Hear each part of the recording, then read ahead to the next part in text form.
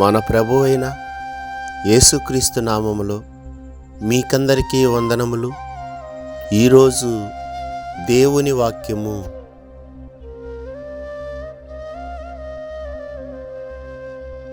నీతిమంతునికి కలుగు ఆపదలు అనేకములు, వాటన్నిటిలో నుండి యెహోవా వానిని విడిపించును.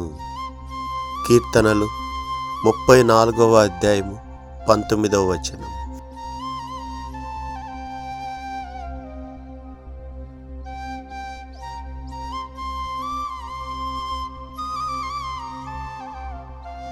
ఈ దినము దేవుని కృప మనకందరికీ తోడై ఉండును గాక. ఆమేన్.